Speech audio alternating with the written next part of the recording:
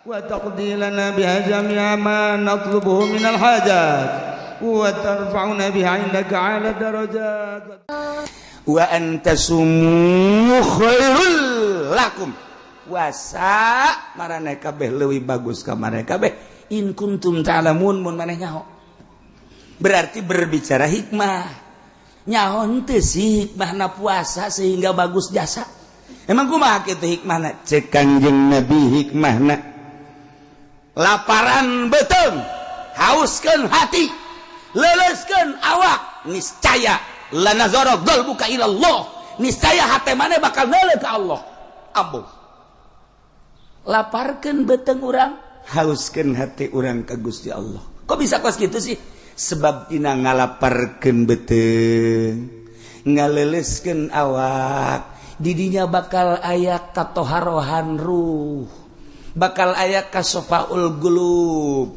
mantak Imam Syafi'i ngadu Allahumma mnun alaina bi sofail qulub wa hablana sahihal muamalah fi dunya nah eta teh sofail qulub bening hati bersih hati moal bisa bagi jelema nu deuk hayang nyaho jati diri tanpa puasa moal beunang puasa kelehkeun beuteung urang tina kadaharan ngajauhan watak hewan-hewan leleskeun awak urang ku sebab urang lapar awak jadi leles seakan-akan urang keur menyiksa awak urang siksa awak urang ku urang beuteung laparan ku urang kemudian hate horenganan jadi bersih teu karasa ku urang teh hate teh jadi bersih aneh ruh jadi suci taharatir ruh wasafail qulub nazara qalbuk ilallah ya Allah hate bakal neuleuh ka Allah wa antasumu khairul lakum puasa leuwih bagus ka aranjeun kabeh in kuntum ta'lamun mun maneh nyaho sebab naon dina ayat nu itu nage la'allakum tattaqun menawa anjeun takwa artina kunaon puasa eta supaya jadi takwa teh naon nganyahokeun diri urang bahwa diri urang hamba sieun ka Allah maka urang nuturkeun aturan Allah bakal akur puasa manu sugih jeung nu susah nu sugih puasa mah teu dahar teu nginum teu jima nu susah ge teu dahar teu nginum teu jima sugan aya perbedaan jang nu susah mah ti isuk-isuk ti subuh datang ka magrib jang nu sugih mah salantaran loba duit datang ka lohor bae jang teu akur wa antasubu khairul lakum in kuntum ta'lamun akur bae nu sugih jeung nu susah nomor kahiji nomor kadua bakal nimbulkeun talattuf tarahum sebab naon hate geus bening ketika urang sapoe dua poe ngarasakeun lapar awak leuleus hate beuki caang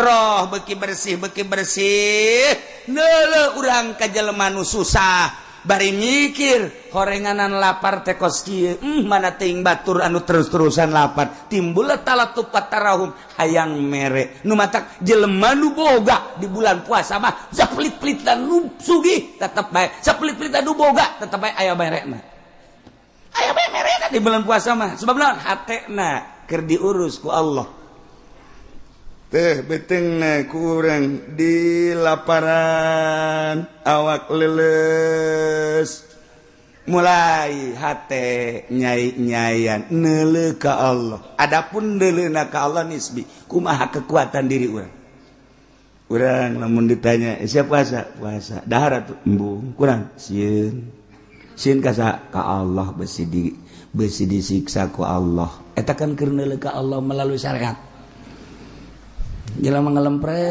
bae sia kos teu boga duit bae atuh dahar embung aing atuh dahar bae duit aya naon aya beulieun loba teu aya aing mah teu kajenkeun teu berarti duit di bulan Ramadan mah kunaon emang sieun ka Allah eta qalbuna beuntak teu nu sugih teu nu susah kumaha sia kunaon lapar non kitu ngaranna nyang heui bae lapar emang kunaon puasa atuh meuli bae teu boga duit pantes atuh sia mah teu boga duit ieu nu teu boga duit tetep berarti di dieu aya naon aya nimbulkeun kaistimewaan jiwa urang sehingga urang tertata rapi.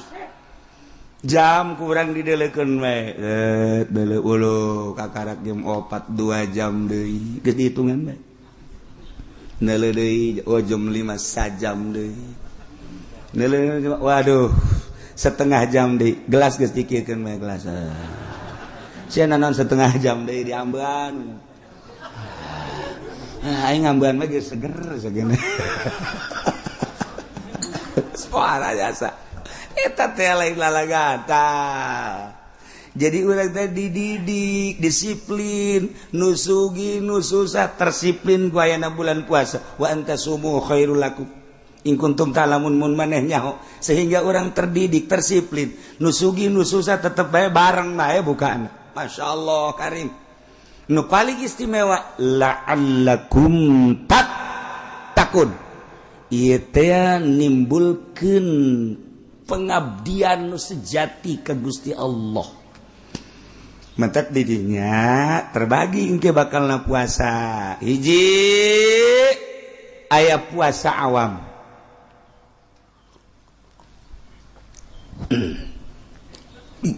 Puasa awam teh hartina puasa sakumaha tadi. Berang teu dahar teu nginum teu jima sakikituna bae.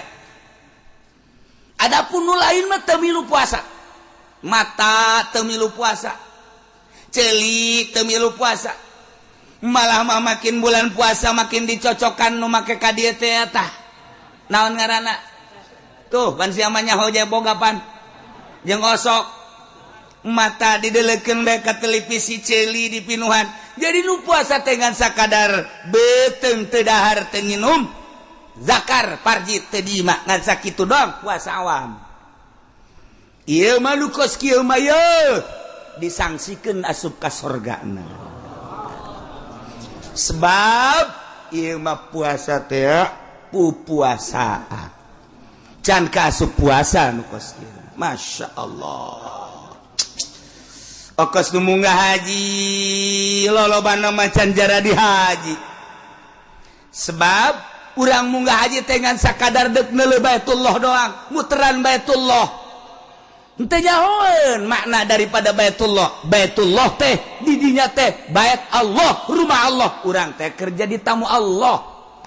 Lamun urang sakadar neuleuh Baitullah doang berarti ieu haji zahir. Ketika urang boga rasa ieu teh ima Allah, batin urang kapanggih jeung Allah, maka sikap urang bakal pinuh ku adab.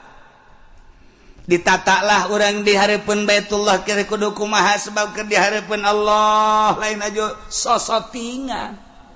Beuh toap di soting kotrek. Datang ka imah tuh bapak lagi soting.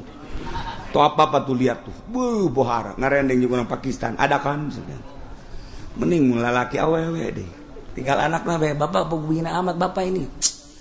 Masa top sama awal orang lain? Iya bapak hebat ini. Ini jangan mah kur top kekikian. Wah kayaknya bapak mah gila kali di sono. Maknana Baitullah berarti didinya aya Allah. Batin urang teh kapanggih lajeng Allah. Lamun urang kapanggih jeung Allah penuh ku tadarru urang, adab dipetakeun. Ketika urang berangkat ke Arafah, di Arafah teh urang teh keur ditonton ku malaikat. Allah ngerahkeun seluruh malaikat nonton ka jelema nu keur wukuf di padang Arafah. Deukeun coba hamba-hamba aing cak Allah aing nu sangat deukeun.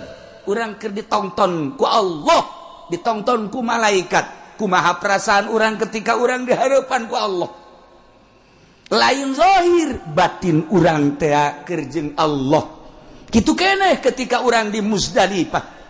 Di Muzdalifah teh mulung batu. Urang teh seakan-akan deuk ngalempar setan secara zahir nurutan Kangjeng Nabi Ibrahim alaihissalam. Padahal keur miceunan zahir, keur miceunan nafsu-nafsu urang, miceunan dosa-dosa urang. Satu batu piceun ku urang, nafsu urang. Laum piceun bismillah Allahu akbar. Hawa piceun bismillah Allahu akbar terapkeun zahir kana batin. Urang wudu ge lamun wudu zahir bae mah kieu-kieu bae, tapi lamun dibarengan ku batin, zahir urang wudu, batin urang wudu. Zahir urang kakemu, batin urang kakemu. Zahir urang teh ka irung, batin urang ka irung. Zahir urang ka beungeut, batin urang ka beungeut. Zahir urang ka leungeut. Jadi ketika urang beres wudu, zahiron wa batinan, engkena bakal sieup ka deuleuna. Itu kene salat zahir kos urang, salat batin nu mantak tanha anil fahsya'i wal munkar. Salat eta nyegah tina fahsya jeung munkar. Tapi kuari mah kan salat fahsya jeung munkarna henteu kacegah, berarti can salat.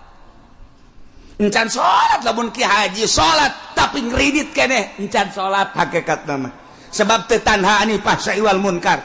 Namun ki haji sholat tapi masih kene ngagulingkeun ngagunakeun duit bank encan sholat kajen kumaha ge sebab bunyana bener-bener sholat tanha anil fahsya wal munkar.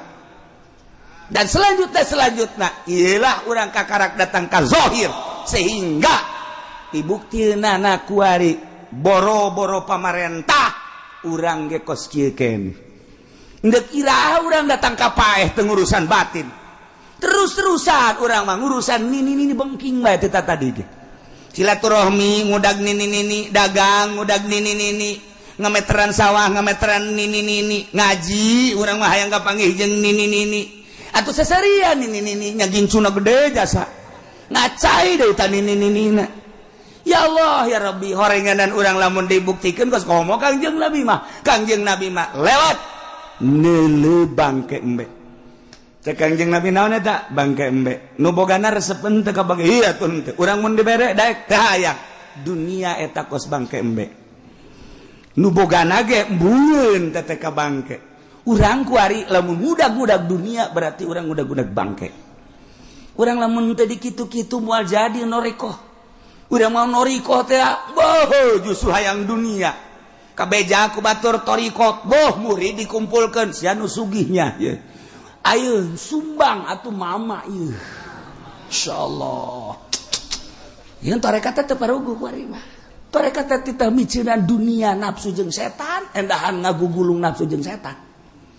Nah iyalah nu mantak urang batin wa antasumu khairul lakum in kuntum lamun mun manehnya bahwa puasa eta leuwih bagus lantaran naon lantaran puasa teh ndek nempokeun batin urang ka Gusti Allah. Nu mantak Syekh Junaidil Baghdadi neangan guru datang ka ieu lain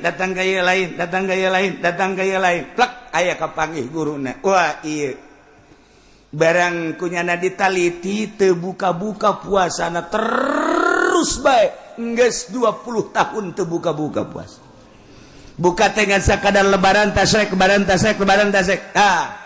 cek Imam Junaidil Baghdadi ieu nu kaing kudu diguruan mah nyana asup ka dinya ngaguru terima biasa norekat beres tamat tidinya hayang puas boga guru neangan deui guru torekat teu kapanggih aya jelema masyhur jasa saat eta pohara jasa muridna ge ribuan kamasuranana pohara jeung kacaritakeun ku batur teh jada teh ahli Allah diintip kunyana teu pernah puasa dahar bae bingung cek Junaid teh berarti can usul ilallah nyana ketika nyana ngaguru di nu pertama kakarak nyana boga hati-hati doang ihtiyat geus rada nyayan ngan encan usul begitu kapanggih jeung guru nu kadua ndek ka gurunya na tapi ieu mah guru tilok puasa isuk-isuk ngawudu berang setik dahar sore dahar deui aya makan malam sagala cek Syekh Junaid ai masurna mah pohara muridna ribuan tapi kok teu pernah puasa ieu aneh cek. Jadi ulah ieu ngaguru kanyana sedengkeun hayang ieu teh batin teh hayang usul ilallah geus ngaguru dinu pertama tapi can aya kapuasan ieu manggih guru ku kabehan dituduhkeun ka dieu tapi ieu mah teu puasa-puasa karek datang assalamualaikum ulah sok mang cek guruna ulah neuleuh daharna turutan mama daharna ku sia Nyana geus kaget. Urusan puasa mah gampang jak nyana. Ya orai ge loba nu puasa. Hewan-hewan ge loba nu puasa. Jahat. Geus. Mun dek berangkat ka Allah, dek berangkat tayang wusul ilallah. Ayo ku guru di dia. Teu kudu puasa jeung mama mah dahar bae. Cek dia pan kieu aman. Cek kira terjadilah geus jahat eta. Encan ge ngomong aya teh jadi mah geus indit. Ih, pada kanyahoan bae. Aing moal geus indit teh kudu mah moal maksakeun. Balik deui ka ditu ka dosa puasa. Emang di jero hatena deuk balik deui ka nu puasa.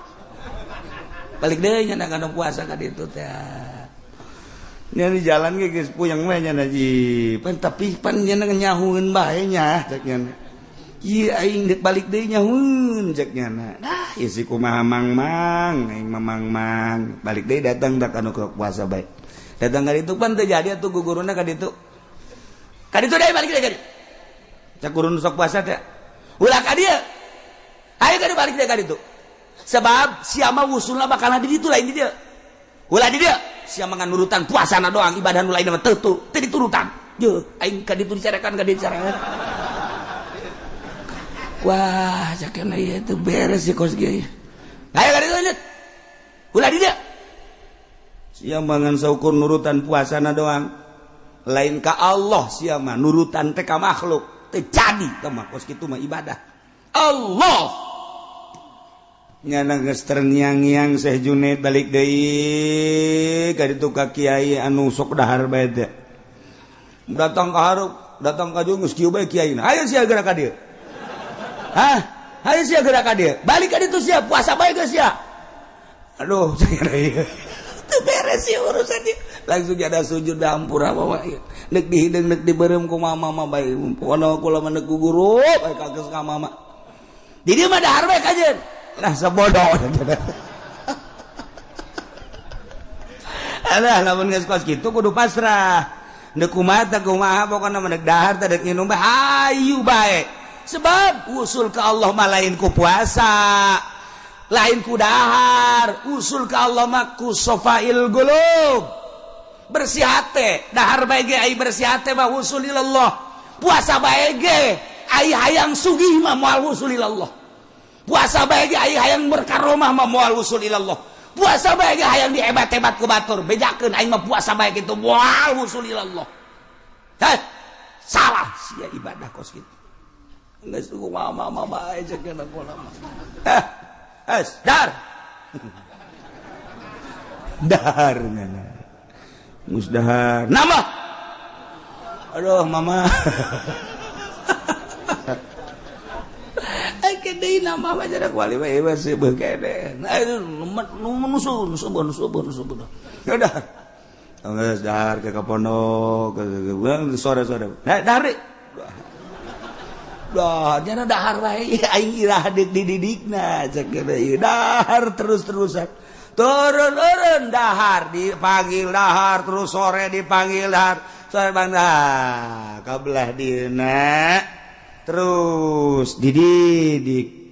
Jadi puasa jeung dahar bakal akur lamun bening hate.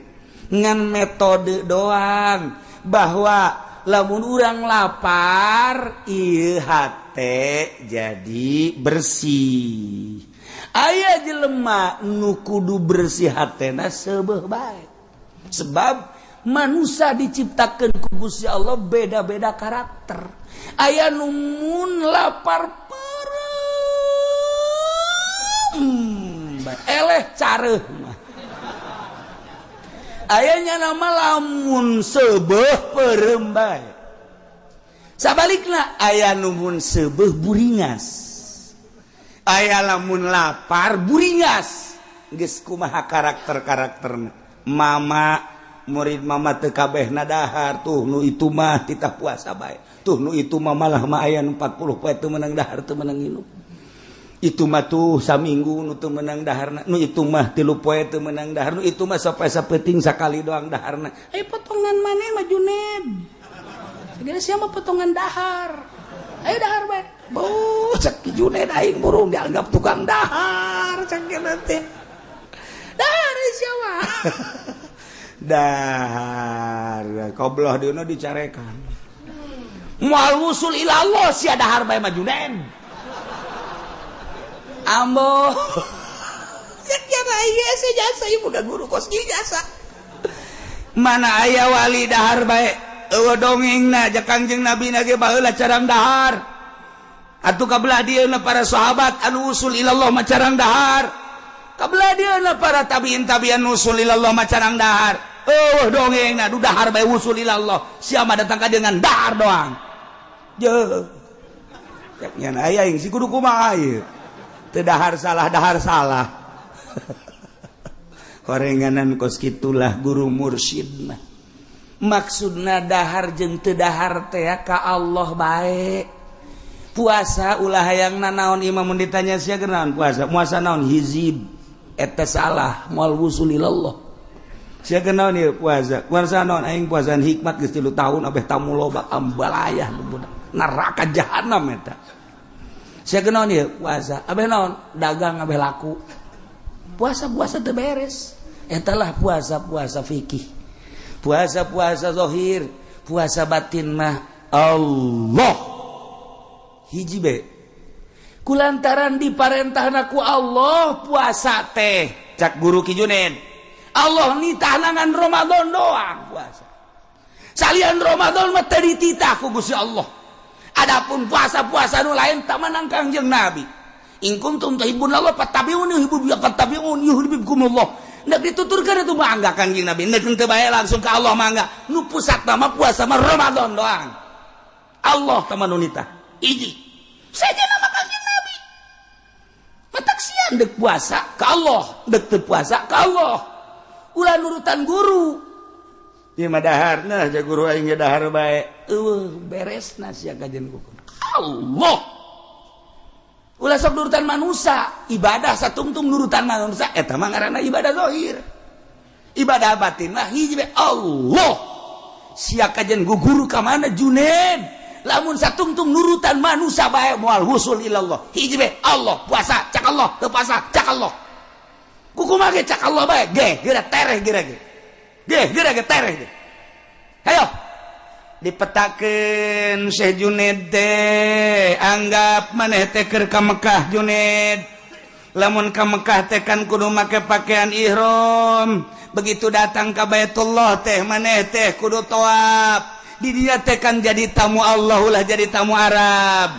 tidinya maneh sa'i ka Allah karak cukur selesai tahallul ya awak maneh teh Masjidil Haram Junaid tah qalbu teh eta teh Baitullah puterkeun ruh maneh di Baitullah jadikeun roh maneh tamu Allah di diri maneh ieu teh kabeh diciptakeun jangka Allah Junaid sok lamun urang dek ka Mekah mah jadi tamu Allah teh kudu make visa kudu make kendaraan ka ditu kudu make paspor kudu make biaya tapi maneh mah hayang jadi tamu Allah sapoe sapeting bisa 600 bisa 360 kali kapanggih jeung Allah maneh jadi tamu Allah sampai sapeting 360 kali kapanggih jeung Allah asal bisa sok berem sidakep cekel hate cekel galbu sok rasakeun bahwa di diri maneh teh di jero aya Baitullahan wa tahhir baiti lit taifina wal akifina sok bersihkeun ku maneh hate maneh ulah aya nu narangtung di jero hate tahhir baitia qalbu sucikeun di taifin wal akifin war ruk'is sujud ulah aya duniaan ulah aya makhlukan ulah aya nafsuan bersihan toapkeun roh maneh di dinya moal kebal kapanggih maneh jeung Gusti Allah geura-ge teu kudu puasa deuk puasa mangga deuk dahar mangga beda horeng perjalanan batin mah urang mun kuari nyaritakeun puasa nu tadi puasa parentah Allah Ramadan melalui fikih tadi teh puasa umum kuari urang naik ka puasa khusus ilukeun raga urang puasa lamun tadi tedahar tenginum tejima kuari raga urang pilukeun puasa puasakeun mata puasakeun ceuli puasakeun irung puasakeun sungut puasakeun leungeun puasakeun dubur kubul jeung suku sok milukeun puasa ulah sadeuleu-deuleuna ulah sadenge-dengena ulah saambe-ambeuna ulah salempang-lempangna ulah sacekel-cekelna sakumaha Allah ngainstruksikeun puasa puasakeun raga urang ilah puasa khusus puasa para sholihin urang lamun geus datang kadinya bakal ngeunaheun karasana ku urang gerege puasa tah siapkeun ti kuari jang dapur abeh ulah kaganggu urang mana kade panggil ku urang pamajikan lamun urang mama sini sini duduk sini. Lamun orang lembur mah nyai kade nyai. Diuk. Naon aki nyai jeung aki. Ieu deuk bulan puasa kakak hayang tentrem ibadah tah ieu mah urusan dapur, pakaian budak, dirinya kabeh tah geus disadiakeun 50 jutanya. Tah. Cak pemajikan mudah-mudahan bulan jadi Ramadan kabeh cakna. Kada ada 50 juta waktu tah 20 juta geus ulah ngagagu-ngagu besi kakak mah itikaf teh besi kakak mah maca Quran teh besi kakak mah kumaha kakak bae tah geus disadiakeun ulah aya naon-naon heuh Kak kan ngeunaheun tah atawa 10 juta tah ke gampang kurang mah aya kongkorong kana jual habak tak etak kan ngeunaheun kitulah para sholihin baheula abeh tentrem tenang di jero bulan puasa teh kumaha dirina ka Allah ulah aya kegiatan naon di jero bulan puasa teh hiji bae ka Allah mentak Syekh Junaid di pagahan ulah kanyahoan puasa sanajan maneh puasa ulah kanyahoan puasa ka Allah bae anu nitah puasa Allah anu neuk ngaganjar Allah nu rek narima Allah ngaganjar ka Allah maneh puasa ulah kena kanyahoan bahwa maneh puasa sok hayo laksanakeun nyana puasa di luar bulan Ramadan sanggeus puasa terus kadatangan tamu lamun nyana teu nginum bakal kanyahoan puasa supaya ulah kanyahoan puasa nginum puasa wali bakos kitu lamun eueuh tamu poe eta atawa aya tamu ge lah nu kira-kira ngan sakur-sakudak sakedeng sautak saeutik nu nyana moal nyangkeun bahwa nyana puasa atuh teu buka kira-kira bakal kebel nyana diuk di dinya mun henteu milu dahar bakal kanyahoan puasa dahar teu kanyahoan sababaraha taun ge tak Ki Junaidil Baghdadi teh puasa atawa henteu na ku jelema-jelema teu kanyahoan urang mah pan lain urang mah datang tamu dar ayo mang aja tidak lagi puasa saya aduh sedikit lagi ini aduh namatin dah bangsa 20 hari lagi bom habak bil mah kos gitu ya tawa lain udah gajaran kos gitu ieu keur carita ka jero ieu mah urang mah hese kos gitu teh hayang kanyahoan bae ku batur mantak aing si didengekeun we mah encan aya nu ngalem-ngalemnya aing ieu geus puasa bae encan aya nu kadenge bu haji anu mah puasa bae sia namu kadinya mah hararese sebab puasa tah hayang kadenge kos kitu tah ngeunaheun asadakan aja jantung tarariis iman henteu bae tah eta urang kos kitu sumah hese batinna hiji bae ibadahna ka Allah nu bakal narimana Allah nu bakal ngaganjarna Allah ulah ditolelir manusia mah sabodokeun manusia mun urang bisa bari muasyarah hege ulah kanyahoan ku jelema mun teu bisa muasyarah urang nyepi sorangan bae lamun nyepi sorangan bae masih kena diudag-udag keneh bae bari urang can bisa hate urang teh urang indit ka mana ka leuweung urang indit ka gunung nyalametkeun ibadah ka Allah doang ada mah Allah nama eta-eta keneh di gunung eta di leuweung eta di kota eta cuman ieu hayang embung kanyahoan ibadah urang cukup ka Allah doang eta lah nu hese mulai Ki Junaidil Baghdadi nelusuri ternyata horenganan ulah kaluar ti parentah Allah disimpulkeunlah dina kitab Ki Junaid kula boga guru dua, nu hiji puasa bae, nu hiji mah dahar bae. Ketika diteliti nu puasa bae hayang usul ilallah ngabersihkeun diri melalui puasa lantaran Kangjeng nyarita laparkeun beuteung, hauskeun hate, leuleuskeun awak, niscaya maneh bakal deuleu ka zat Allah hate maneh. Puasa guru kula nu hiji dahar bae. Caknyana ulah sok nyeun-nyeun ibadah. Dahar diparentah asalkan ka Gusti Allah keun daripada urang puasa kemudian jijeunan ibadah tanpa diparentah ku Allah engke urang boga rasa aing mah hebat jasa padahal lain diparentah ku Allah asa diparentah ku Allah cilaka sia moal usul ilallah nya nama dahar bae ka dituna artina dahar ge ilaha dibutuhkeun dahar ilaha dibutuhkeun nginum eta lah nu diparentah ku Allah ketika urang lapar dahar cak Allah kulu wala tusrifu. Ketika orang haus israbu wala tusrifu. Ketika orang tuduh sare etalah sesuai jeung perintah Allah asal urangna asa diparentah ku Allah usul duanana ilallah. Tinggal urang bedek milih nu mana neuk puasa bae mangga neuk dahar bae mangga asana urang memilih nu dahar bae tungtung nama atuh beuteung jebag usul mah henteu.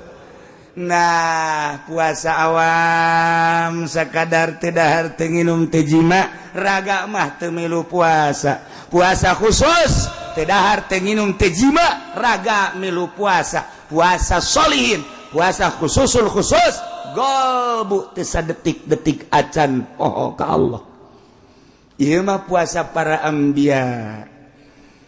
Di samping teu dahar teu nginum teu jima raga milu puasa, celi mata celi irung kabeh milu puasa golbu teu dipohokeun ka Allah barang sadetik ge pohona ka Allah.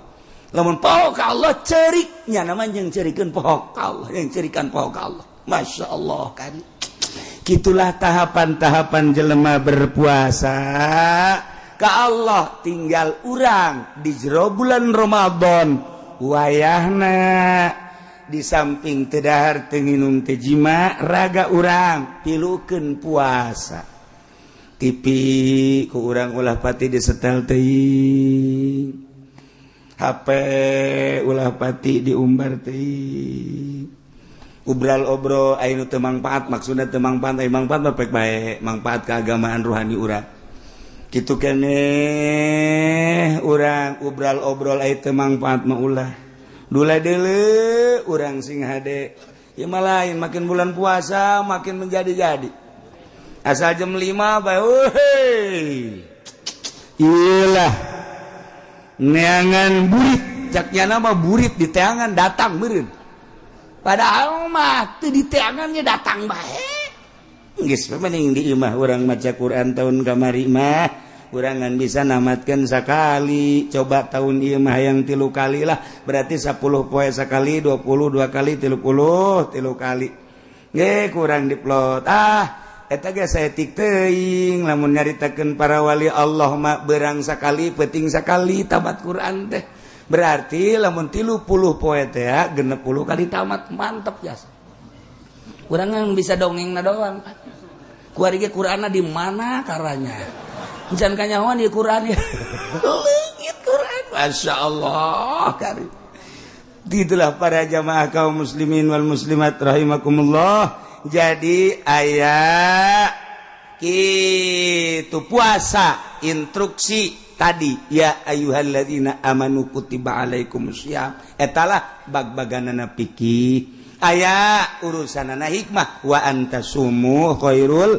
lakum in kuntum ta'lamun iyalah dipakai ku ahli-ahli thariqah ahli-ahli tasawuf di luar bulan Ramadan ge mun maneh nyaho horeng puasa teh istimewa sebab naon ngabersihan galbu nyucikeun rohani sehingga urang bisa neuleuh ka Gusti Allah hikmahna nu paling istimewa la'allakum tattaqun berarti urang kapanggih jeung jati diri urang yakni urang bisa mengabdikan diri sebagai hamba anu sejati ku ayana puasa mudah-mudahan urang kabehan dibere kuat dibere tabah dibere ngeunaheun puasana tinggal tanggal hiji na iraha Kiai alhamdulillah anu ngitung saantero dararatang ngitung-ngitung melalui hisab qot'i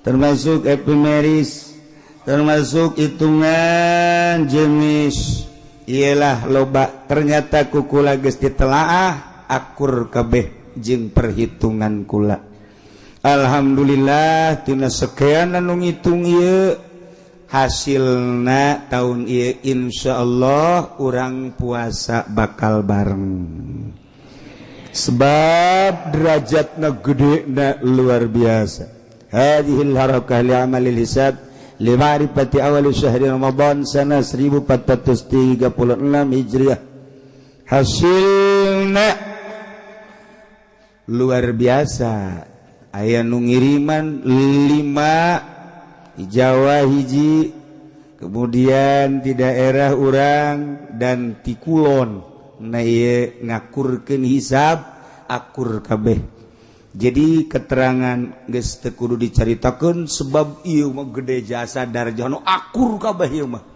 jadi darajahna ieu malam Kemis 10 derajat 30 detik masyaallah mentak ieu mah geus bisa kadeuleu langsung ku urang kieu bae geus urang nuleukeun ka kulon bae geus bae teu kadeuleu ge tuh bulan geus kitu bae geus pokokna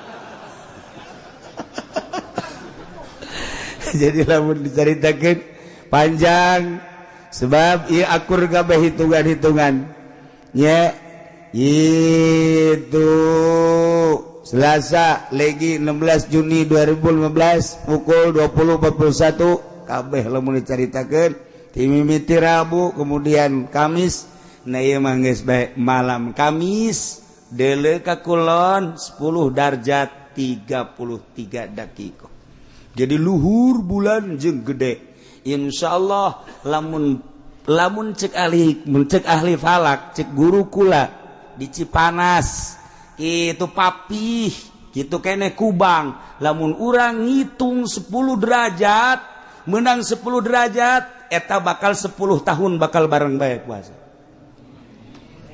lamun teu aya macam-macam lamun teu aya unsur-unsur ti nagara surah guru geus kadege bae papih Cipanas Kiai Kubang Izudin lamun urang abah di dieu lamun urang nakwim menang 10 derajat engke ka ditu selama 10 tahun kurang lebih bakal akur bae Ramadan teh Sawal naon kan 1 Ramadan jeung lebaranna bakal akur lamun eueuh unsur-unsur geus coba ge urang cirikeun teu batak geus gaji palak teh geus mun dicaritakeun segala rupana rame di samping rame indah di samping indah ka dituna bisa jadi dukun ieu palak ge kos kitu tah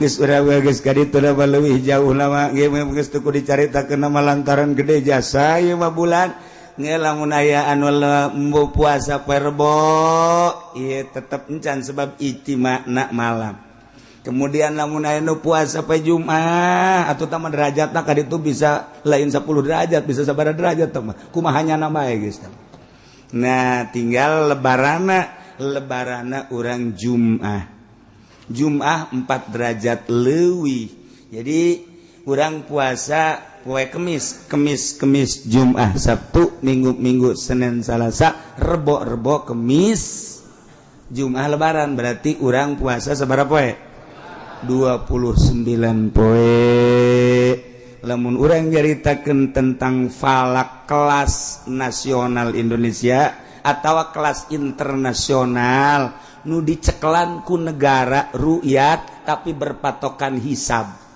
selalu kitu bae nu diceklan ru'yat nu jadi patokan hisab moal bisa ru'yat tanpa hisab lamun urang nyaritakeun tentang hisab Baghdad di Baghdad nu jadi patokan tetap hisab bae kajen kumaha ge sebab naon sebab ru'yat hese hanya orang-orang tertentu keputusan negara tetap ru'yat tetapi tetap nu main hisab ialah Baghdad seluruh kitab-kitab lamun ku urang dicaritakeun komo aya nama aya falak temporer ieu teh dideuleu tetap kudu hisab bae. Negara memutuskan rukyat sebab sumuli rukyati wa tilu rukyati, tetapi tetap nu kudu ngadukung di luhurna adalah hisab. Teu bisa teterlengan rukyat. Haju kuari kurang rukyat di Indonesia dibayar. Nu tadi kuduna kudu syahadah hisbah. Ulah aya bayaran-bayaran. Geus urang kuari mah geus husnuzon, mana bae ge silahkeun. Nu penting mah boga patokan jeung nyaho tanggal hijina iraha.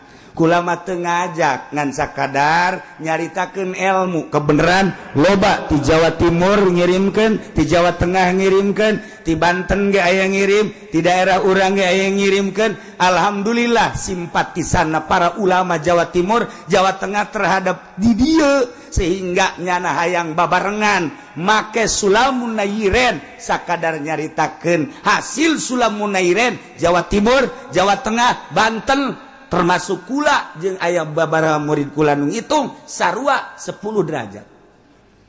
Nah, gitulah ieu mah sakadar nyaritakeun. Kula mah cenah neuk nungguan pamarentah mangga masalah sakadar nyaritakeun jeung teu kudu nanya kiai deuk kira puasana babatok sia meureun.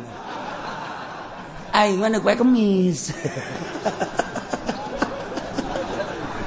Takos kitu.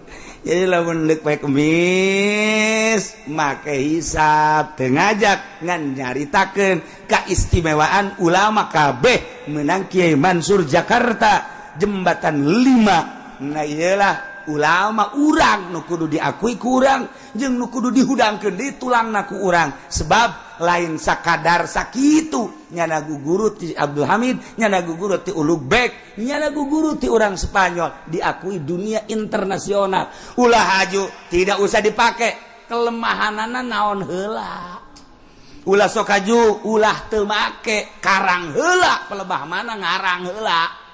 Lamun teu make pelebah mana ieu kasalahanana ajukeunlah ka ahli-ahli palak sebab lain kula mah sakadar nyaritakeun teu bisa kula mah di Jawa Timur aya jago palak nu make sulam, di Jawa Tengah jago palak nu make sulam, di urang Cianjur Sukabumi nu jago palak make sulam, aya selentingan ulah dipake sulam mangga bae itu make deuk make naon silakan ngan kula masih keneh make sulam munairen jeung para ulama-ulama salafus sholihin anu masih mempertahankan ulama Indonesia.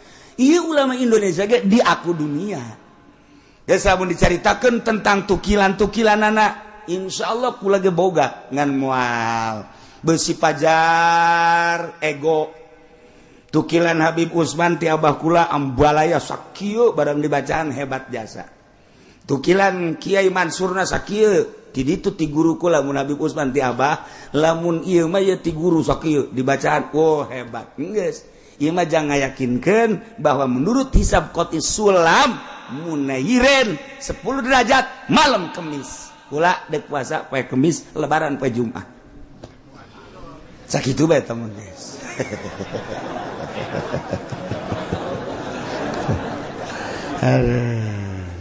Tuh loba jasa. Tah ieu mah nomor kahiji ala kadar dicaritakeun tentang puasa besi poho doang. Padahal mah geus nyaraho. Nomor kaduana nu penting nama tanggal hiji Ramadan. Alhamdulillah geus dicaritakeun poe Kemis. Bahkan lebarana poe Jumat urang puasa 29 hari. Kemudian selanjutnya salila urang ngaji kula mah sompral jeung sogol tapi eueuh maksudna naon iwal tidurutan guru-guru urang tuan Syekh lamun keur nyarita aya kasogolan abah kula aya naon maksudna ngaremukeun hate endek dirapihan deui hate kabeneran kasinggung nyanana bener-bener nutup hate.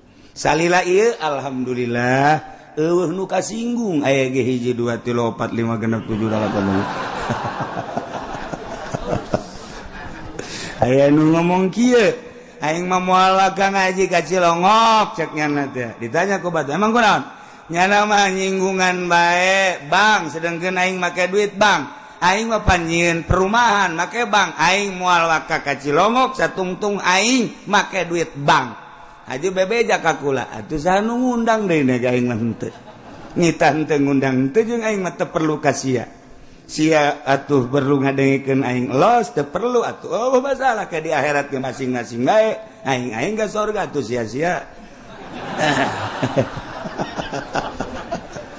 cenah cuma sok aju mantep jae sok aju yakin ka surga atuh aing teh yakin ka surga mah kumaha ngajakna aing teh yakin jasa bakal ka surga boh cenah sok amat aing di hareupeun sia mah aing sok-sok mun di hareupeun Allah aing teu ieu mah keur carita kasogolan kula masalah nu dituju hiji-hiji jelema ngan sakadar hiu urang babarengan mengenal Allah melalui syariat mengenal Allah melalui thariqah kadaanan urang mengenal Allah datang ka hakikatna salila satahun dina pangajian tentu kasogolan kula karasa na iyalah hampurakeun kula jeung kula insyaallah ngahampuran kahiji nomor kaduana bisi aya kasalahan-kasalahan naon kula hampura jeung jamaah kabeh teu kudu menta hampura ku kula geus dihampura berarti tingkah ucap jeung pagawean bisi aya salah kula jeung bapak-bapak ibu-ibu kabehan ulah aya naon urang silih hampurakeun urang kuari babarengan mudah-mudahan ke di akhirat ge babarengan dia.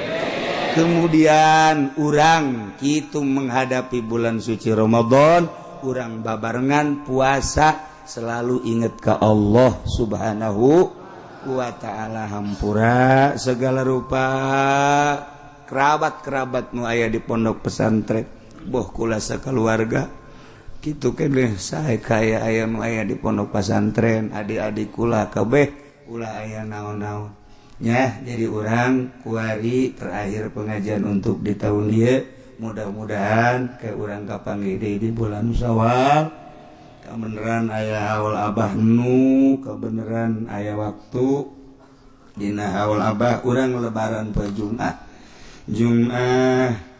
kemudian Sabtu urang nyawalan Sabtu Minggu Senin Selasa Rabu Kamis Jumat Sabtu tah urang malam Minggu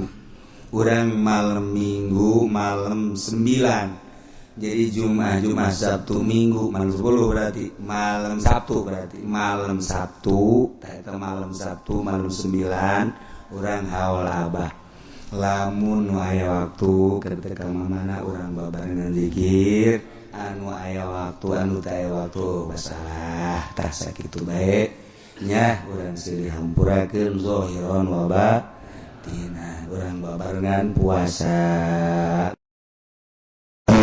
billahi minasy syaithanir rajim Bismillahirrahmanirrahim.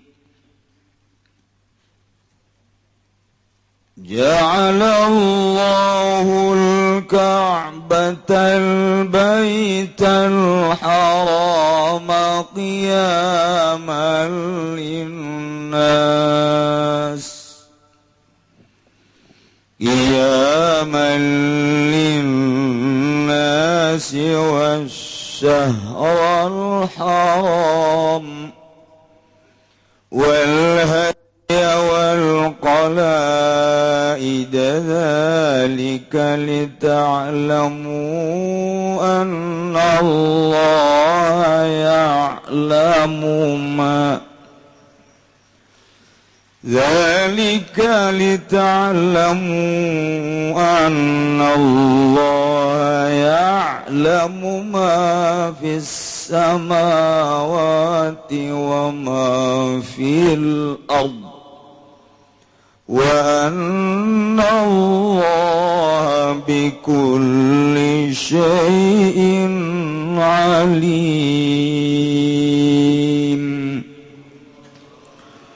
wallahu a'lamu bimuradihi. Ja'alallahu andada'akan safa Allah al-Ka'bata ing Ka'bah al-Baitul Haram tegese Baitul Haram, al-Muharram tegese kang den mulyakeun qiyamal linnas ing qiyam kadue manusia ing jumeneng kadue manusia yakumu bi tegese jumeneng bi kalawan Baitul Haram amru dinihi maupa perkara agama nas bil haji ilaihi kalawan haji ilaihi maring Baitul Haram wa dunyahum lan dunyane nas bi amni dakhilihi kalawan amane wong kang manjing ing Baitul Haram wa adami ta'arudi lahu lan waranana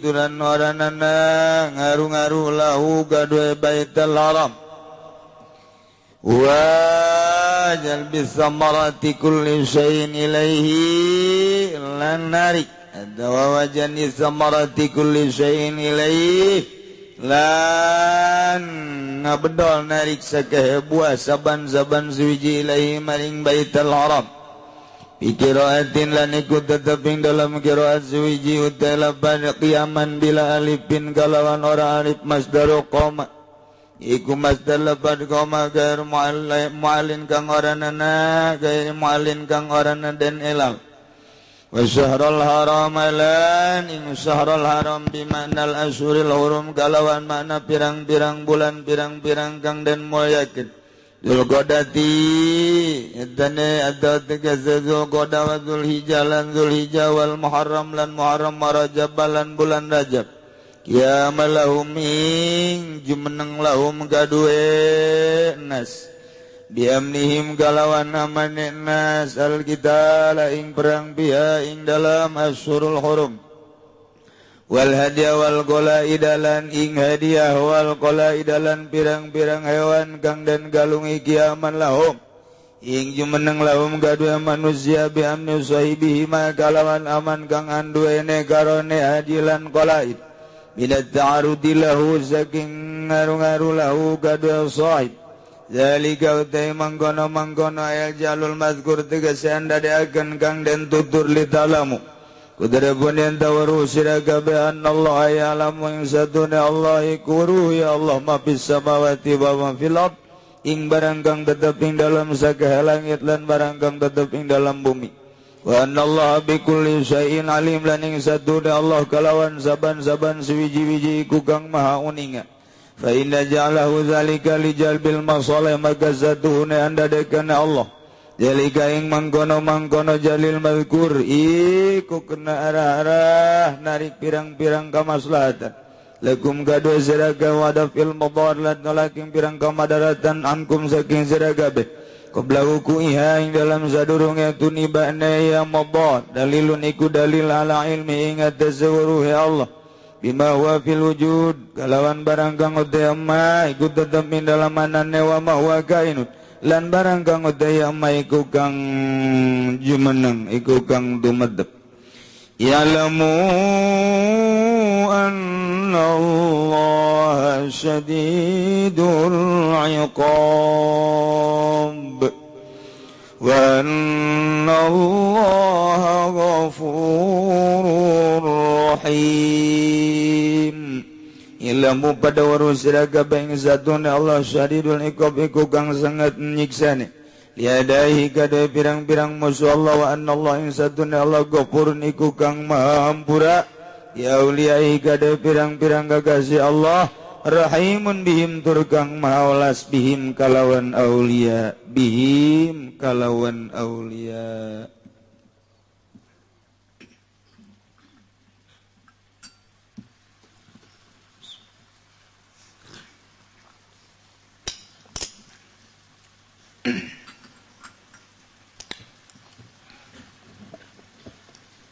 Ayat ieu nuluikeun ayat anu kamari lamun kamari nyaritakeun pengamanan hewan temenang di buburon ku jelema nu keur ihram berarti hewan-hewan aman teu diganggu. Jadi Gusti Allah rek nyaritakeun pengamanan bagi manusia.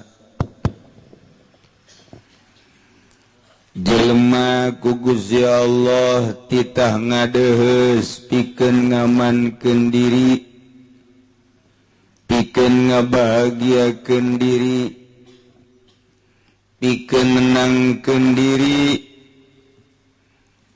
Tempat anu ku Gusti Allah diistimewakeun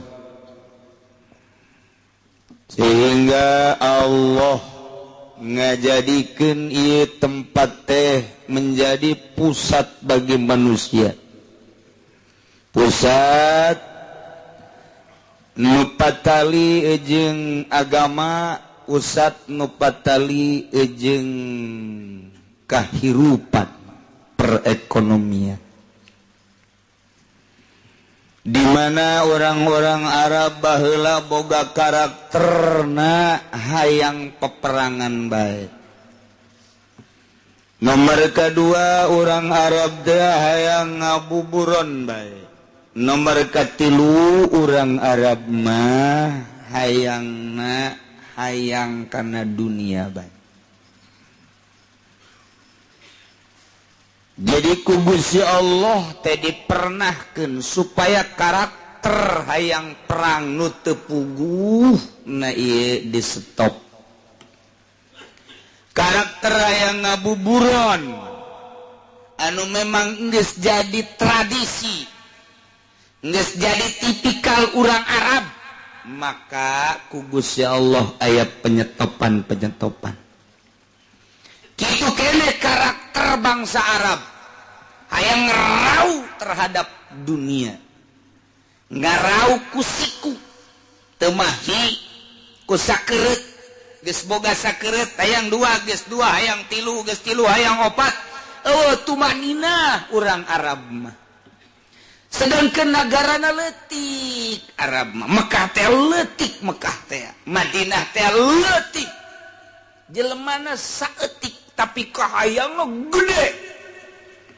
Untuk menutupi karakter tersebut supaya manusia datang di berbagai penjuru dunia, supaya dijadikan contoh, supaya dijadikan tolak ukur.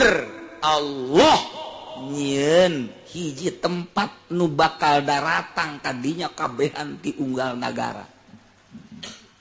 Naon bentukna? Iyalah Ka'bah. Lamun teu amah urusan urang geus dirancang ku Gusti Allah, geus di planning ku Gusti Allah. Meme dunia dijieun Allah geus planning, geus merancang seperti eta timimiti karakter bangsa. Kemudian kaayaan nagarana, kaayaan kitu lokasina. Nah iyalah anu kahayang terhadap dunia gede tapi nagarana leutik jeung jelemana saeutik, tapi Allah mere nyieun Ka'bah di dinya sehingga jelema saeutik nagara nu tandus tapi menjadi kaya raya. Kusebab jelema berkunjung ka dinya unggal nagara. Indonesia bae ge sabaraha ratus ribu, saurangna mawa sabaraha juta ka ditunu dibalanjakeun di ditu. Luar biasa, nu ribut bae hayang meuli teko koneng. Eta teh geus disiapkeun duitna di dieu teh. Nu mawa 5 juta, nu mawa 10 juta, nu mawa 100 juta, dek dibalanjakeun di Mekah, dek dibalanjakeun di Madinah. Masya Allah. Kekawasaan Allah untuk menghidupi orang Arab nu berkarakter seperti eta. Nah iyalah dicumponan ku Gusti Allah jang tolak ukur di dunia. Madak Allah ngajadikeun Ka'bah. Ja'alallahu al-Ka'batal baital harama qiyaman linnas. Wallahu alam bimuradi. Ja'alallahu Allah ngajadikeun al-batak al-Ka'bah kana Ka'bah Al-Baitul Haram tegese Baitul Haram hiji bangunan anu mulia Al-Muharram dijadikan kiamalina sebagai kiam ke manusia, sebagai tolak ukur, sebagai pusat yang manusia, pusat dina peribadahan, pusat dina perekonomian.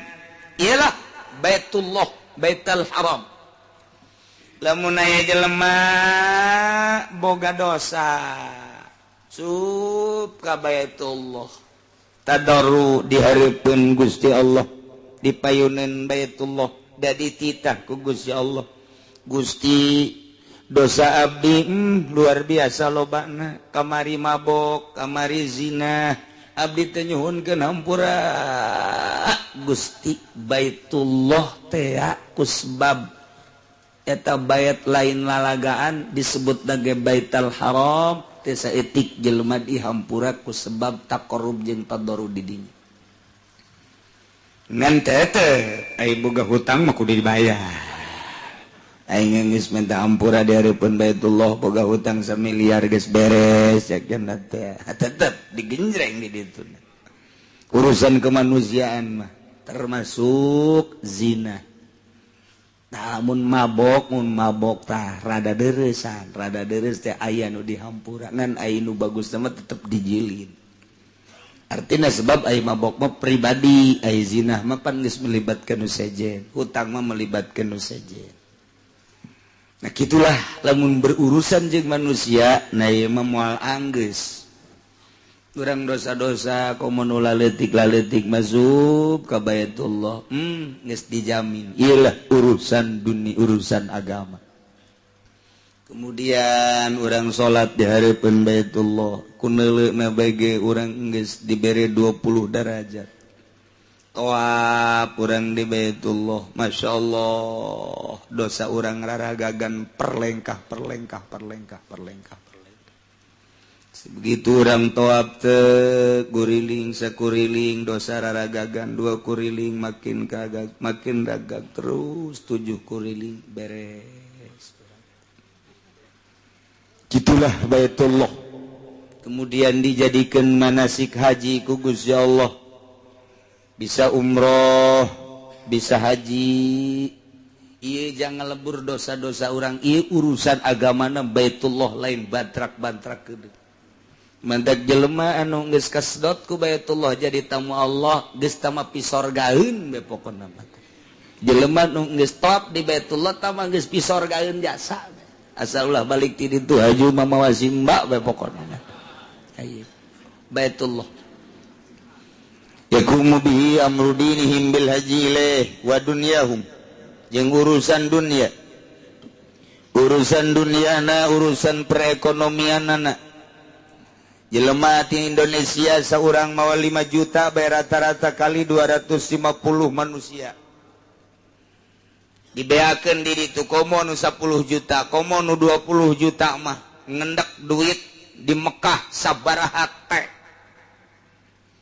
Encan ti Malaysia, encan ti Pakistan, encan ti Turki, encan ti Yaman, encan ti Yordan, ti berbagai negara sub kadinya moal aya nu teu balanja di Mekah.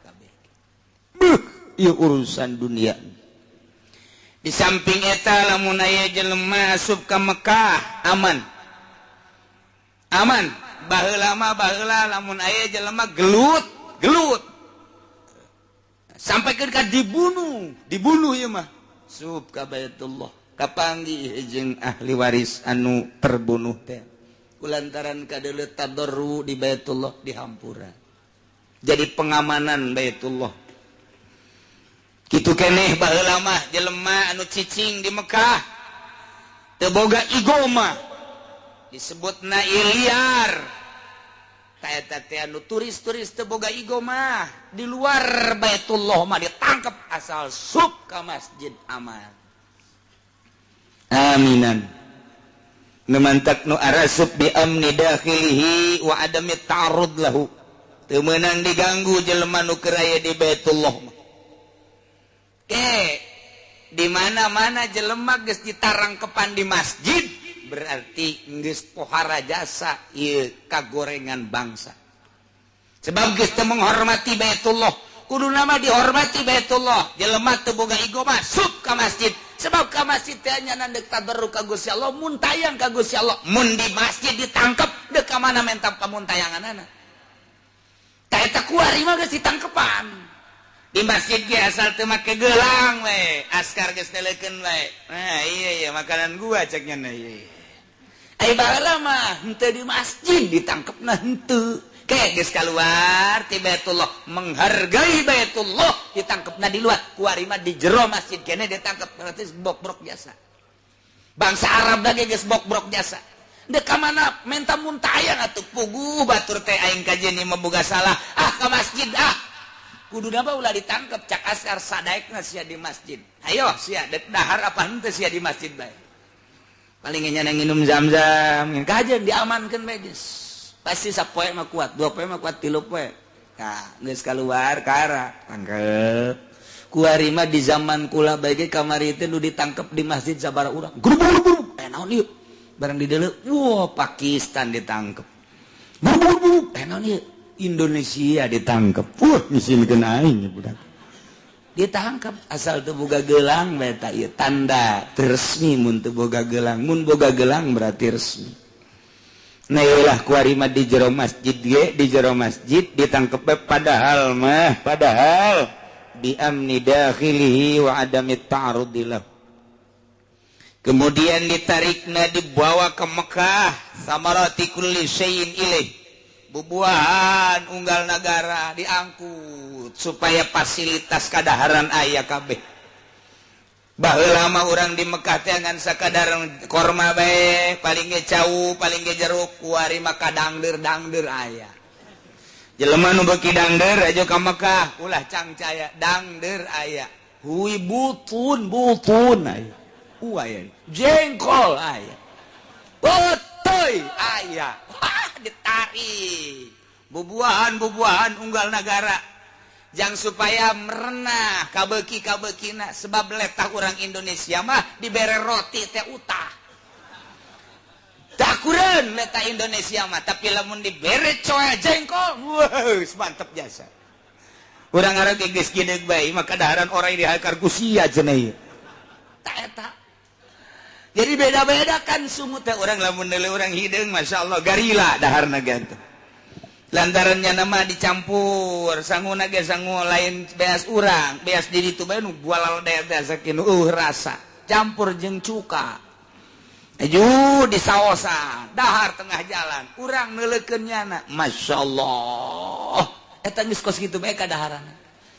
Ari urang Pakistan jeung urang India mah lain empleng gede di suhun. Sugan teh mah naon hareng jang dahar. Dicoel kunyana daharna geus jeung aya parantina nyoba-nyoba urang dicoel utah. Ieu bangsa-bangsa teh beda-beda tuh.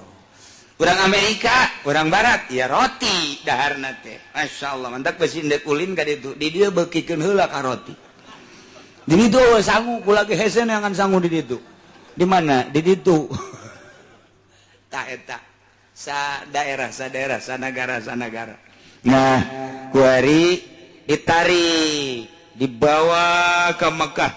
Bubuahan geus puguh nu aya di ditu, nu aya unggal nagara ge aya. Mun urang ka ditu ka pasar bubuahan, buah anu urang teu nyaho ge loba di ditu sebab ditarik. Ieulah kiamal linnas. Peribadahanana silahkan menghadap Baitullah. Perekonomianana silahkan menghadap Baitullah. Bahkan aya jelema ngahaja bae dek dagang ke Mekah lain dek ibadah. Masalah nu ulah ge cacampuran. Aing mah ka ditu dek ibadah ongkoh, dek dagang ongkoh. Masalah ngan mal berkah. Engkena teu berkah takos kitu teu berkah. Coba deuleu pemimpin haji anu memang ngahaja dek neangan dunia bari mingpin haji. Mingpin haji bari neangan dunia. Bukti teu kudu dicaritakeun hiji-hijina jelema anggeus hirup keneh beak ludes. Mun kukula dicaritakeun Haji Patah pangsugihna boga hotel di Bogor di Bandung Haji Patah. nya nama ngeberangkatkeun turis sakapal jamaah haji sakapal geus teu mahi dina kalkulator hartana kuari ludes tinggal 5 doang. Kemudian nu awewe teh eta nu awewe lah geus luar biasa terus nu urang nyaho bae di urang geus sugi di demo ku jamaah haji lantaran henteu ngaberangkatkeun sakali atau 2 kali imahna beak korsina beak tanda teu berkah kan berarti aya nu kakarak ngaberangkatkeun sakali doang haju di demo bae lain teu berkah deui tah mah tuh geus apa beak ludes ka cangcut niatna teu menang salah ndek ka ditu dek dagang doang bagus. Aing mah kaditu dek neangan duit deh, insyaallah. Mulai campur jeung ibadah, dek neangan duit aing mah kaditu. Nyieun aya nama paspor. Dek ka mana ka Mekah, dek dek dagang aing mah, dek kuli dek dagang. Neangan duit tok, insyaallah. Menang eueuh masalah. Aing mah kaditu dek ibadah we ulah dicampuran jeung neangan duit. Ha aing mah dek mimpin haji bari neangan duit delekeun tungtung. Delekeun tungtungna wae ieu ngembol korsina isuk sia isuk delekeun dibeuleum sia ku jamaah geus sabaraha sekitar urang nu leuleutikana komo nu gede mah ajur-ajuran naon ieu teu meunang salah di dieu ge qiyamal linnas urusan agama haji bae manasik haji urusan dunia silakan maneh dek dagang di dieu dek dagang tadi tu asal bisa bae. Mantak lamun nyelipkeun perdagangan melalui haji na eta teh aya bae kendala kamari ieu aya anu nyelipkeun rokok sabaraha bantal eta rokok beunang pan ratusan juta rugina di bandara di ditu King Abdul Aziz lantaran ieu mah tuh ditanya jang rokok mah nya jang rokok loba jasa berarti jang dagang ieu mah sita aya deui nu mawa tusuk sate bloon teh jelema tasna piru ku tusuk sate begitu dibuka naon ieu cak Arab begitu ditanya dibuka tusuk sate isi jang naon ieu jang sate cak oh berarti dagang eta kos kitu bae ge piceun ku urang Arab paling anu aman dititip-titipkeun urang boga jamaah 100 titipkeun di dieu kitu sapak jadi 100 pak mun rokok teh mah atawa di dia 10.000 di itu terus mendek jualan tusuk sate teh pan di ditu mah tangkal awi mantak mawa di dia tangkal awi di itu mah melak atuh hese teh jadi pan tangkal awi di Arab mah nah eta dibawa ka ditu bari ibadah haji bari dagang 3 tunggu bae kehancuranana mewahkeun imah beli mobil gedong tunggu kehancuranana delekeun dicampur adukeun model kos kitu geus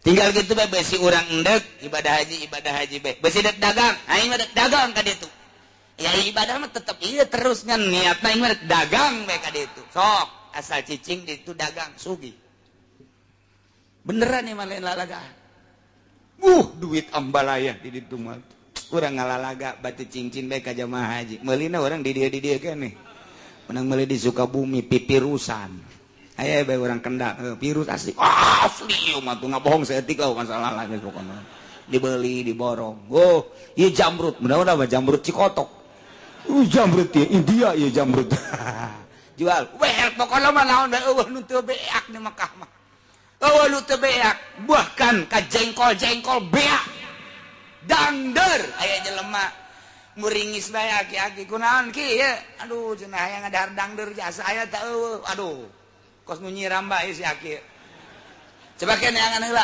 ternyata dangder loba jasa bareng dibawakeun teh ka dieu aya cenah melak ti mana ti Masia ide itu di lembur dibawa ka dieu jauh amat ti dangder meureun naik kapalnya atuh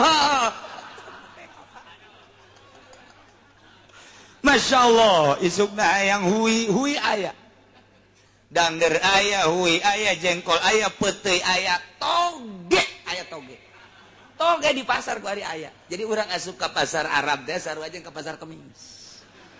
Sarua ge sagala aya bae bubuhan-bubuhan urang teh aya. Masyaallah ieulah qiyamalin nas. Tuh ya Allah ya Rabbi. Ja'alal Ka'batal Baital Haram qiyamal linnas. geus karasa ku urang kabehan tadarru di hareupeun Baitullah kiamal linnas Baitullah teh Baitul Haram teh perekonomian anu luar biasa urang Arab boboga warung leutik ge beuh keuntunganna lantaran teu pernah nu meuli nu manteknya nama teh sieun waktu salat tutup lantaran nu meuli kita salat loba bae susur ge susur ditipu kunyana padahal mah tangkal langbo dibeli bae eueuh bae jamaah nu teu mawa susur loba sa Indonesia mawa hiji mawa 10 beta susur mawa 10 kali 250 manusia geus sabaraha encan anu kat Malaysia ka Thailand ka Singapura dan lain sebagainya susur bae geus sabaraha miliareun susur bae geus encan tasbih aduh mah tasbih mati mimiti tasbih kaoka datang ka kakak waka datang ke tasbih plastik buaya kabeh di Arab teh diangkut ke negara lain ya Allah ya Rabbi kiamal linnas geus dijelaskeun ku Gusti Allah urang Arab mah nu mantak gara rendut beuteungna cara ricing bae nu ngadagangkeun orang Malaysia orang Indonesia urang-urang mah ieu dengan sakadar jadi hadam-hadam di toko emas di toko lain-lain sebagainya pakaian urang Arab mah sausim bae sausim geus kudu kabeuli mobil mewah encan 2 usim sabar kuari mah eueureun mah gani eueureun kuari mah beres haji umroh dibuka lebar-lebar eueureun sarua aja jeung musim haji kiamal linnas masyaallah kakara kapanggih ku urang ayatna ieu horenganan mantak lamun hayang sugih pindah ka Mekah dagangna di ditu bae di Mekah bae di dengan baheula mah bisa mantak Syekh Nawawi luar biasa ngahadam jabat dibere ku raja jaba meuli nyana di itu jaba heula mah meunang meuli mantak begitu kamari dibuka ye pertanahan dek pelebaran Masjidil Haram nah eta teh aya ngaran Nawawi Tanara aya tanah di Mekah ngaran Nawawi Tanara masyaallah dibuka orang Arab masih kena jujur coba Nawawina tahun sabaraha mautna tahun sekian berarti aya ya keluargana kamari diaruruskeun munang sabaraha meureun teh aya ngaran Nawawi Tanara Al-Bantani nah ieu luar biasa baheula mah teh bisa meuli kuari mah teh bisa tah eta aya deui ngaran Samsuddin nah sing ada besi anu ngaran Samsuddin usul geura ka ditu sarua Samsuddin Kronjo aya pelebaran Masjidil Haram aya tanah ngaran Samsuddin Kronjo tah besi aya Samsuddin orang Kronjo bakal di tukang Mekah aya di dinya teh aya sababaraha orang Indonesia teh nu aya ngaranan tanahna di ditu kuarikeun dilebar tanahna besi dituntut ku raja ku bangsa Indonesia baheula ku keturunanna geus diberes-bereskeun teh ieulah kiamal linnas mimiti urusan agama datang ke urusan perekonomian bener-bener Baitul Haram teh karasa Allah geus ngajelaskeun ja'alallahul ka'batal baital haram qiyamal lin 2 wasyahrul haram Allah ngajadikeun syahrul haram sebagai qiyamal linnas jalan tadi bimana sayaro lamun jalan bimana sayaro kiamal linnas teh jadi maful kadua maful kaijina al ka'bata maful kaduana kiamal linnas tapi lamun jalan bimana khalaqa maful nangan hiji berarti ieu jadi hal kiamal linnas tah aywa syarul haram di dieu teh keur dijadikeun maful kaduana silakeun kiamal linnas ngan dibuang lantaran geus cukup kuno awal atpusan li didelatil awal berarti sarua jeung ja'alallahu syarul haram qiyamal linnas Allah ngajadikeun kana bulan haram maksud haram ti bimanal asyurul haram opat ieu teh sebagai qiyamal linnas hiji bulan Dzulqa'dah 2 bulan Dzulhijjah 3 bulan Muharram 4 bulan Rajab eta teh ngaranna asyurul hurum eta teh teu meunang ngayakeun peperangan karakter urang Arab anu biasa peperangan resep perang bae lantaran nyana teh ingin meluaskeun denah di urang mah meureun zaman kerajaan-kerajaan kamari.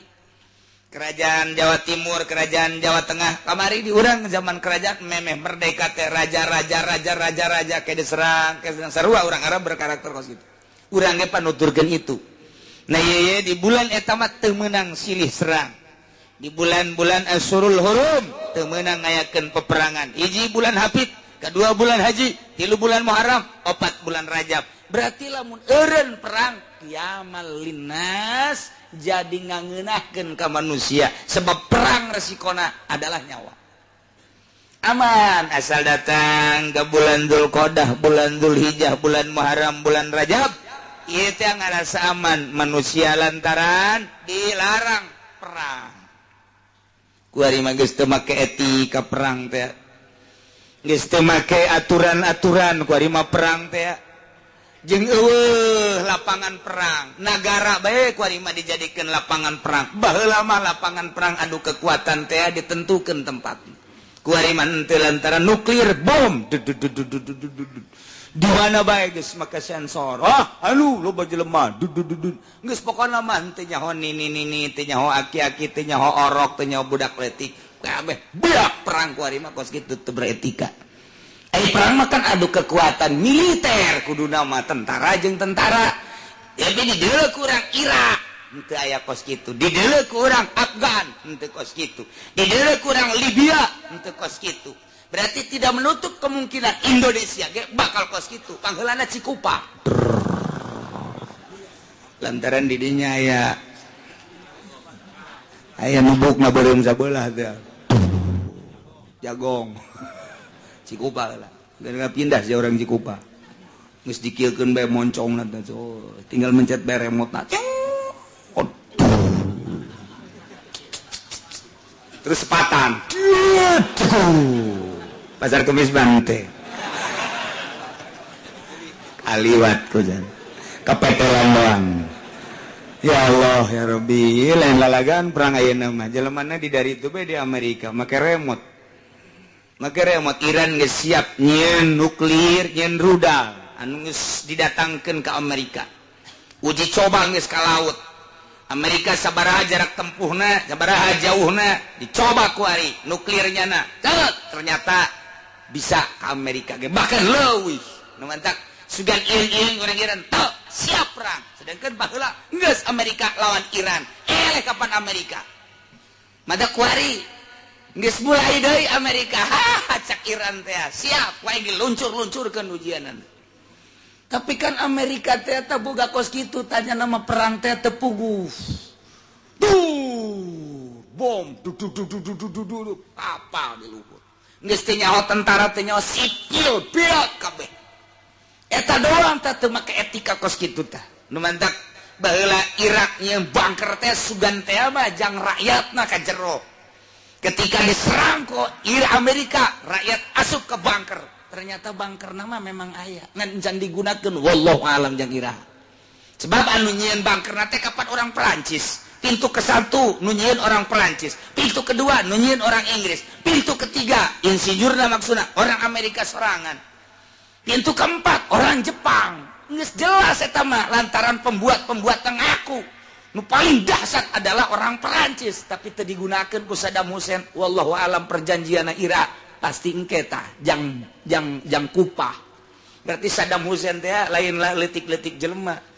Berarti Saddam Hussein geus jaho riwayat hadis ieu bakal diserang dahsyat gede-gedean sebelum kitu abad ke-15 bakal diserang deui kupah. Nu mantak eta teh di kupah teh liangna ternyata bunker nama ke Basrah. Bangkerna geus hese nyaritakeunana lantaran orang Perancis nu nyieunna selesai tembak. Orang Inggris insinyurna nu nyieun selesai tembak. Orang Amerika nu nyieunna selesai tembak.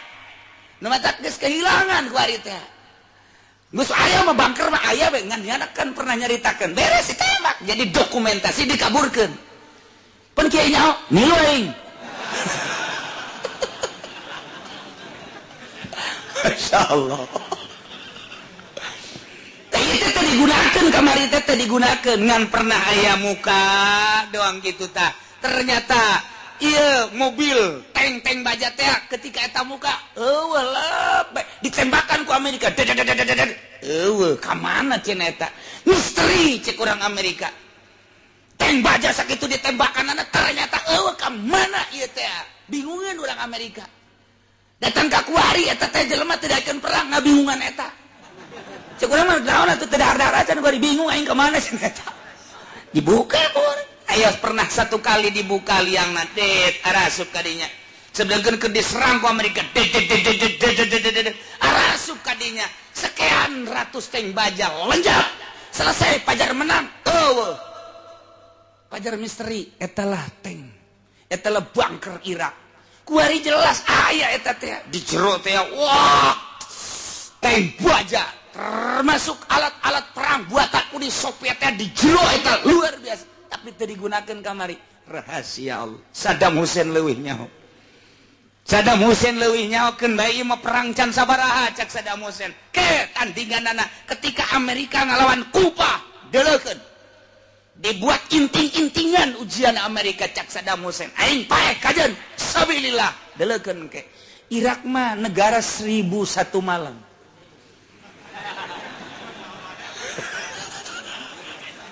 lantaran Abu Nawas aya di Irak lain lalawara tuh atuh siji bae atuh Saddam Hussein nin naonan atuh tangkal korma dijieun seperti rudal sekat diberangkatkeun datang ka Riyadh sieun kabeh remote dikiekeun teu harurung cek Amerika kon teu net-netan remote urang ieu naon ieu besi ngajegur bang pabeh lalaunan semua make antino aku mah astronot biayana sabaraha triliun teh anti astronot itu anti rudal geus deukeut ge teu daekeun sasada remotna di dalam atuh horengan tangkal korma sabaraha triliun da iyalah 1001 malam Abu Nawas hudang harita teh wallahu alam Saddam Hussein lagi teu kanyahoan mah nya beunangna teh keur mandi nya teh di wahangan leutik di begitu di kuduna mapan eta teh di strum ngaku tapi henteu datang ka maut wallahu ada misteri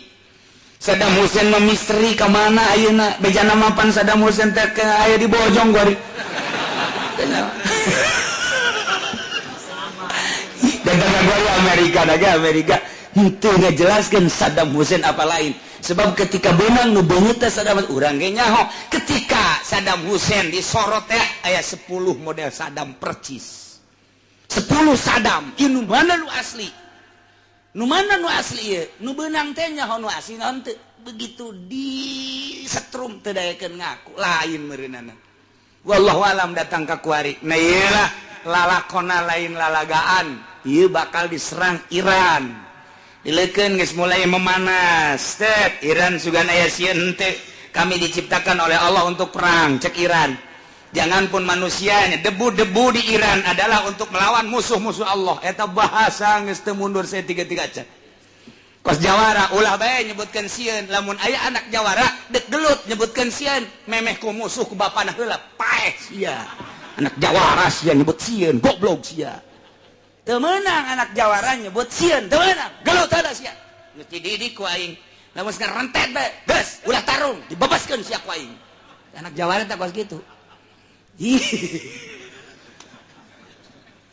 nah iyalah syahrul haram qiyamal linnas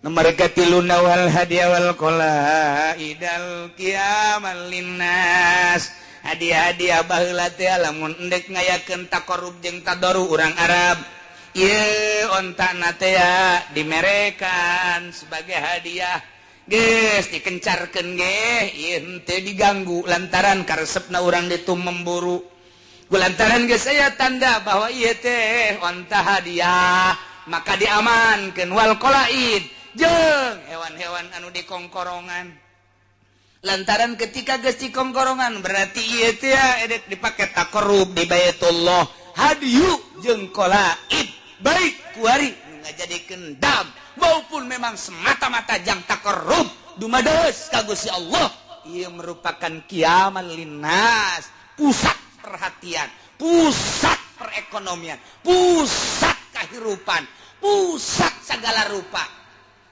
Ialah opak hiji Baitullah eta Baitul Haram sebagai qiyamal linnas, urusan dunia jeung urusan akhirat.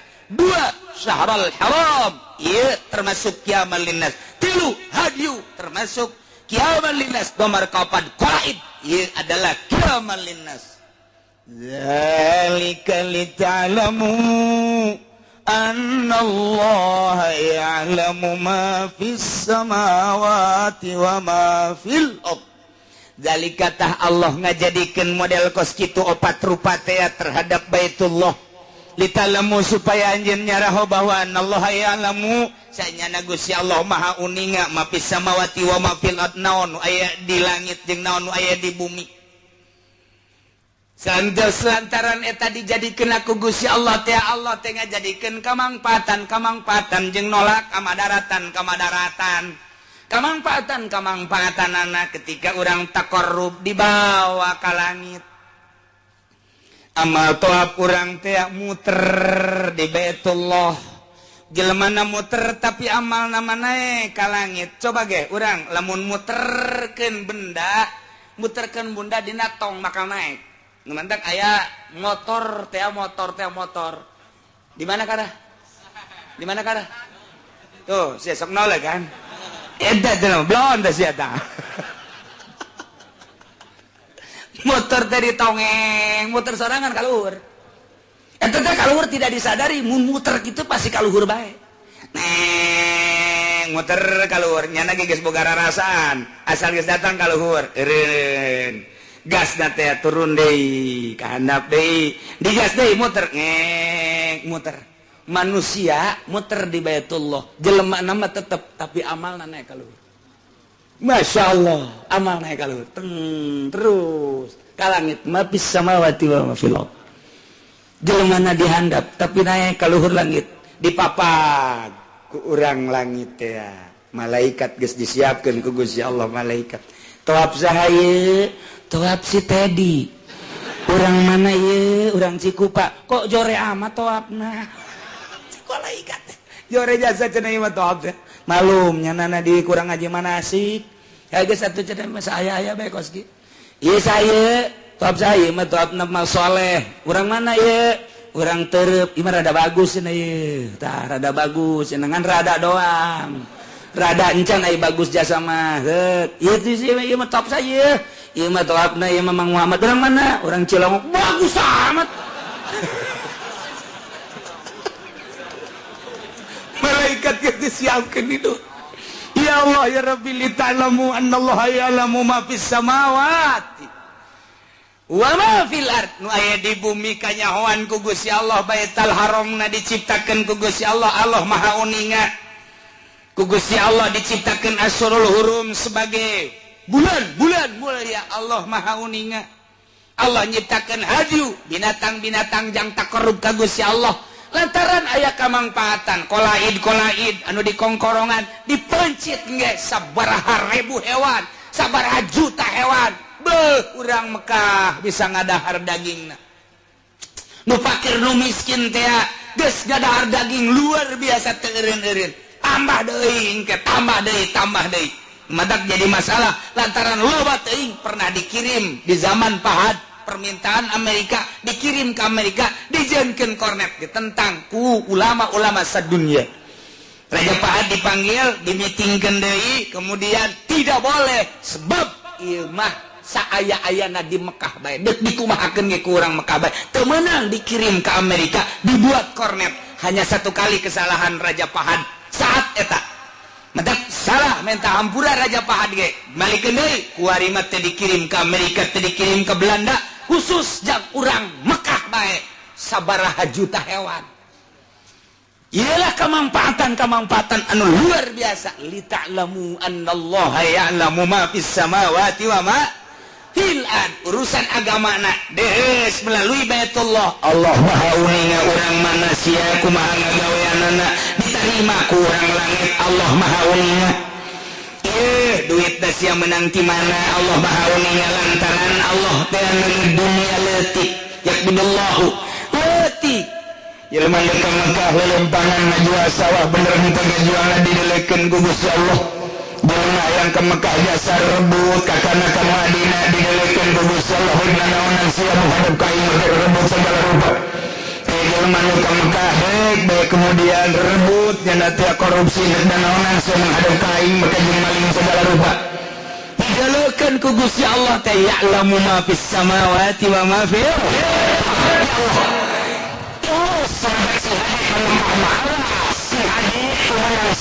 Salah setik awas cek Gusti Allah dek menghadap kain teu kudu ka Baitullah atau ikos kitu carana jadi ditu kain nyembahna di dieu ge kain make perjalanan nu bagus atuh nu paling bahaya jelema cinta ka Baitullah mempersiapkeun hayang deus ka Baitullah kemudian dilarang bakalna di akhirat tu pangheulana digenjreng ku malaikat jelema nu ngahalangan jelema nu cinta ka Baitullah nu berangkat ke Baitullah geus cinta jasa ka Baitullah dihalangan tah nu ngahalangan anu pangheulana dikerekeb ku zabaniyah lantaran jelema geus deus ka Gusti Allah deus ka Baitullah geus mempersiapkeun diri segala rupana geus rela ninggalkeun nagarana tapi dihalangan nu ngahalangan ieu nu bakal heula dibebas-bebasin ka neraka jahanam cing ade lah Wabalikan mereka menamu Allah menjadikan seperti apa supaya menyerudu Allah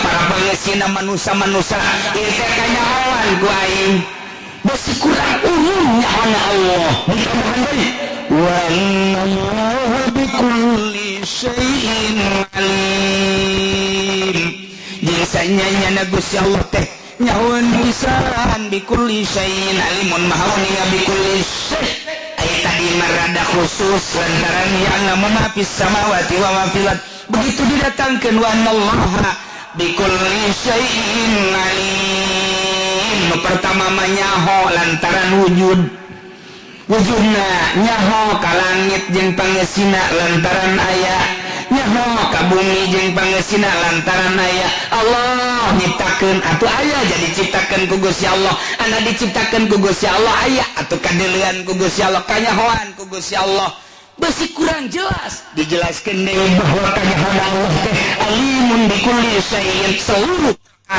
lempangna nangtungna heesna diukna keur ngajin nundutan kanyahoan dikulis saen sih ada kanun nundutan kanyahoan di mana cenah kieu teh nundutan di belah kulon deket lawang nundutan di dinya aya teh ngopi mah geus padahal mah bikulis saen alim apaleun Gusti Allah nangtungna ka diukna nyahueun ngedengna dieu nyahueun dedengeanna nyahueun rencana-rencanana nyahueun hirupna maisahna perekonomianna perpolitikanana pergaulanana kemudian tingkah lakuna pagawean jeung sajabana ieu maka ieu wa anallaha bikulli syai' kul adat sur kulli syai' isim nakirah kulli jeung nakirah luar biasa umumna lu teu kanyahoan mandak waliullah mah geus cukup sakieu ge aing mah kanyahoan keur di mana bae geus sugan deuk minta tolong ka manusia teu jangan geus kanyahoan aing teu kasupkeun kana kulli syai' Allah teh maha alim ka aing teh geus hiji bae hiji ayat asal nyulusup ke jero hate dibandingkeun jeung sakabeh ayat talar tapi nyana korupsi terus bae maning hiji ayat tapi nyulusup ke jero dada ke jero jantung sehingga boga rasa asa didelekeun ku Allah asa didengekeun ku Allah asa beberengan ku Allah asa dikanyahokeun ku Allah cukup hiji ayat geus kuari mah urang asal geus datang ka imam Allah nyahoeun ye ka aing datang tas ngaji sendal pahili nyahoeun ye Allah ya ka mana ieu kuduna nyahoeun aju ngahaja apa henteu nyahoeun Allah ge rada ngahaja saeutik kadedelegeun bae sendal kulit aya aing moal sendal jepit lah teu kanyahoan ieu Allah mah horeng nyahoeun rencana ti awal aya rangda urang Cikupat teh ka mana eta nu bae nol teh ngaji mengaji teu berencana yang neuleureang teh susuna dong gede teh budak kanyahoan ku Gusti Allah bikulli syai'in alim sing hade jasa sing hade aduh masyaallah nu mentak mulus jeung teu mulusna murni jeung teu murnina ikhlas jeung teu ikhlasna kanyahoan ku Gusti Allah ku ieu ayat wa annallaha bikulli syai'in alim isin ka Allah mun urang ngaji teu ikhlas isin ka Allah mun salat teu ikhlas isin ka Allah mun haji teu ikhlas isin ka Allah mun sedekah teu ikhlas lantaran kadeleungna secara zahir mah kos kieu bae tapi jero hate kadeleung ku Gusti Allah innallaha la yanzuru ila suwarikum walakin yanzuru ila qulubikum ialah bikulli syai'in alim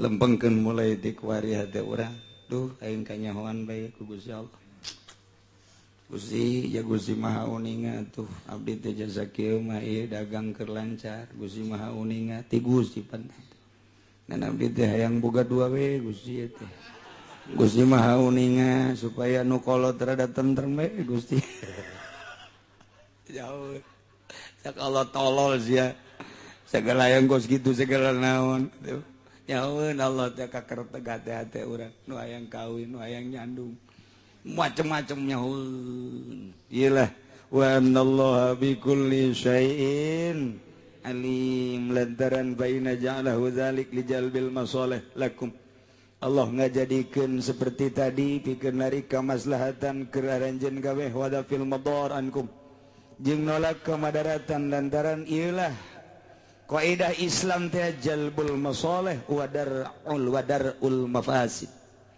darul mafasid kana kadituna muqaddamun ala jalbil masalih panjang geus dongeng nu jelas mah jang jalbil masalih wa dafil madar qabla rukuiha memeh kajadian memeh terjadi Allah geus jauheun atuh dalilun ala ilmihi bima huwa fil wujud wa ma huwa kainun jadi dalil kana nyahoana Allah kanu geus aya jeung nu bakal aya jeung nu eukeur geus eueuh nu teu kanyahoan urang diciptakeun ku Gusti Allah geus kanyahoan ku Gusti Allah model kuarina de atuh kuari dideleukeun diurus ku Gusti Allah urang teu nyaho bakal maot ira Allah mah geus nyahoeun sia sakitu poe deui sia sakitu bulan deui sia sakitu taun deui bakal diasupkeun ka jero kuburan ku aing geus nyahoeun Allah mah